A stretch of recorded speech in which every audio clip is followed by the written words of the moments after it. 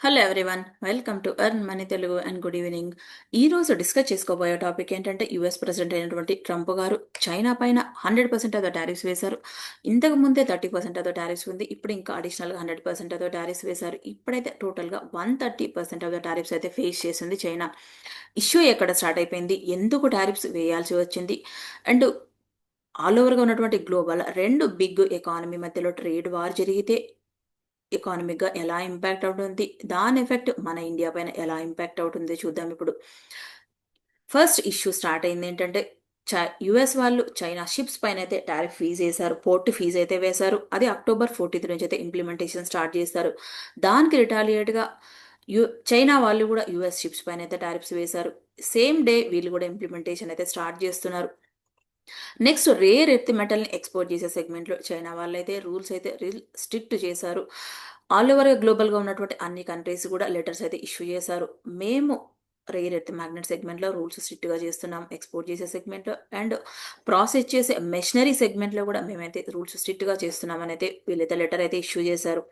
Trump గారు criticise చేస్తున్నారు ఏంటంటే చైనాని, మీరు రేర్ ఎర్త్ మెటల్ని ఆల్ ఓవర్ గ్లోబల్గా ఒక వెపన్గా వాడాలి అనుకుంటున్నారా అని అయితే క్రిటిసైజ్ అయితే చేస్తున్నారు. మీరు రేర్ ఎర్త్ మెటల్ని ఒక వెపన్గా వాడితే మేము కూడా ఒక సాఫ్ట్వేర్ని కూడా మీకు ఎక్స్పోర్ట్ చేసే సెగ్మెంట్లో మేము కూడా స్ట్రిక్ట్గా చేస్తాము అని అయితే చేశారు. రూల్స్ అయితే పాస్ చేశారు ట్రంప్ గారు. అండ్ 100% టారిఫ్స్ కూడా వేశారు. దీనివల్ల యూఎస్లో ఉన్నటువంటి కొన్ని టెక్ కంపెనీస్ అయితే ఎస్టర్డే మార్కెట్లో అయితే బాగా డౌన్ అయిపోయాయి. లైక్ ఎన్విడియా కానీ, టెస్లా కానీ అండ్ అమెజాన్ కానీ, ఈ స్టాక్స్ అయితే బాగా డౌన్ అయిపోయాయి. ఫ్రైడే రోజు ట్రంప్ గారు టారిఫ్స్ వేస్తాము అనే న్యూస్ అనౌన్స్ చేయడం వల్ల నాస్డాక్ కానీ, ఎస్ఎన్పి కానీ, జాన్స్ కానీ మార్కెట్స్ అయితే బాగా డౌన్ అయిపోయింది. మార్కెట్లో టోటల్గా 1.65 ట్రిలియన్ అవుతా అమౌంట్ అయితే వైప్ అయింది మార్కెట్లో. విక్స్ అయితే బాగా పెరిగింది మార్కెట్లో. అండ్ ఇది అయితే ఏప్రిల్ నుంచి కూడా ఇంత మార్కెట్లు డౌన్ అవ్వడం అయితే ఫస్ట్ టైం అయితే చెప్తున్నారు మార్కెట్ అనలిస్టులు. నెక్స్ట్ చైనా కూడా యూఎస్ నుంచి సోయాబీన్ అయితే పర్చేజ్ చేసేది ఇంతకుముందు, ఇప్పుడైతే వీళ్ళైతే స్టాప్ చేశారు కంప్లీట్గా. యుఎస్ వాళ్ళైతే చైనా నుంచి ఎక్కువగా ఏం ప్రోడక్ట్స్ ఇంపోర్ట్ చేసుకుంటారంటే కనుక లైక్ ఎలక్ట్రానిక్స్ కానీ, టెక్స్టైల్ కానీ, ఫుట్వేర్ కానీ, వైట్ గూడ్స్ కానీ అండ్ సోలార్ ప్యానల్ అయితే ఇంపోర్ట్ చేసుకుంటారు. ఇప్పుడు ఈ టారిఫ్స్ అనౌన్స్ చేయడం వల్ల యుఎస్లో అడిషనల్ బర్డెన్ అయితే ఉంటుంది. దాంతో పాటుగా కంట్రీలో ఇన్ఫ్లేషన్ కూడా పెరగచ్చు అండ్ ప్రొడక్షన్ కాస్ట్ కూడా పెరగచ్చు ఇన్ కేస్ యుఎస్లో కనుక మ్యానుఫ్యాక్చరింగ్ చేస్తే. ఇప్పటికి కూడా ఆల్ ఓవర్గా గ్లోబల్గా ఉన్నటువంటి కొన్ని కంట్రీస్ కూడా స్పేర్ పార్ట్స్ పైన అయితే ఎక్కువగా చైనా పైన డిపెండెన్సీ అయి ఉన్నారు. కాబట్టి ఫినిష్ ప్రోడక్ట్ అవ్వాలంటే స్పేర్ పార్ట్స్ ఉండాలి, దానికి ఎక్కువగా చైనా పైన డిపెండెన్సీ అయి ఉన్నారు ఆల్ ఓవర్ గ్లోబల్గా. ఈ టారిఫ్స్ అనౌన్స్ చేయడం వల్ల ఎస్టర్డే మార్కెట్స్ అయితే బాగా డౌన్ అయిపోయాయి. మండే రోజు మన ఇండియన్ మార్కెట్స్ కూడా బాగానే డౌన్ ఉండొచ్చు అని అయితే అనుకుంటున్నాను నేనైతే. నెక్స్ట్ మంత్లో జరిగే ఏసియా పసిఫిక్ ఎకనామిక్ కోఆపరేషన్ రీజియన్లో సౌత్ కొరియాలో జరుగుతుంది. దీంట్లో చైనా అండ్ యుఎస్ ప్రెసిడెంట్స్ అయితే మీట్ అవ్వాలి అనుకున్నారు. వీళ్ళు ఇప్పుడు టారిఫ్స్ అనౌన్స్ చేయడం వల్ల ట్రంప్ గారు మేమైతే మీట్ అవ్వాలి అనుకోవట్లేదని అయితే ట్రంప్ గారు అయితే అనౌన్స్ చేశారు. అండ్ యుఎస్కి అయితే ఇంపాక్ట్ అయితే బాగానే చూపించవచ్చు. ఎక్స్ ఇంపోర్ట్ చేసుకుని రేర్ ఎర్త్ మెటల్కి అందరూ ఇంపార్టెన్స్ ఇస్తున్నారు. ఎందుకు ఇంపార్టెన్స్ ఇస్తున్నారో ఇప్పుడు చూద్దాం. రేర్ ఎర్త్ మెటల్ లేకపోతే కనుక ఫోన్ దగ్గర నుంచి కూడా శాటిలైట్స్ కానీ, రాకెట్స్ కానీ, ఆటోమొబైల్స్ కానీ ఏవి కూడా మ్యానుఫ్యాక్చరింగ్ అవ్వవు ఇవి లేకపోతే కనుక.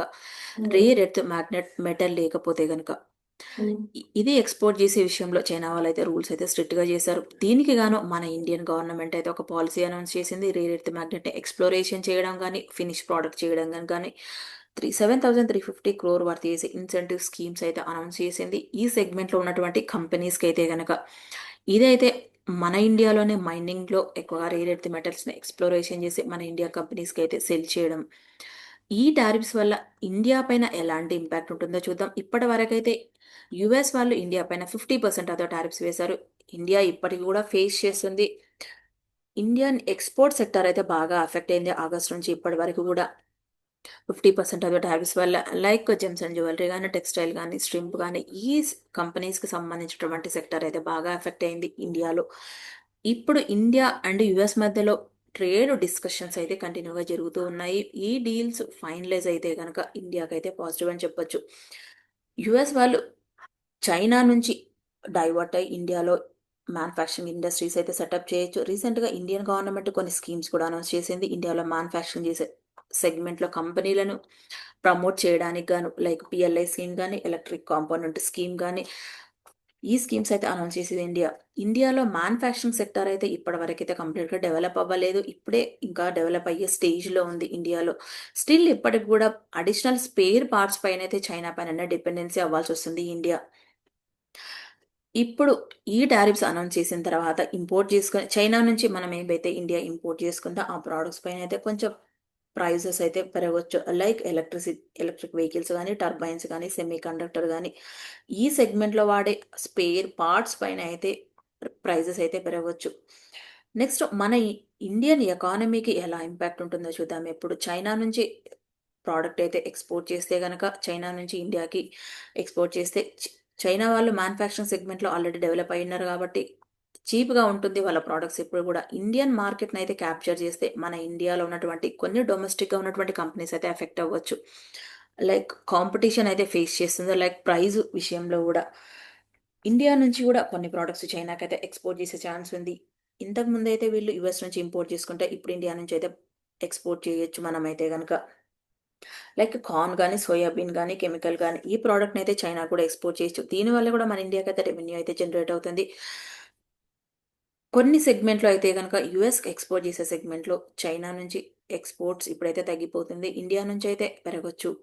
కొన్ని సెగ్మెంట్‌లో అయితే గనక బాగా ఇంకా బెనిఫిట్ ఉండొచ్చు. లైక్ ఫేస్ మాస్క్ గానీ, సిరంజిస్ గానీ, గ్లోవ్స్ గానీ, నేచురల్ గ్రాఫైట్ గానీ.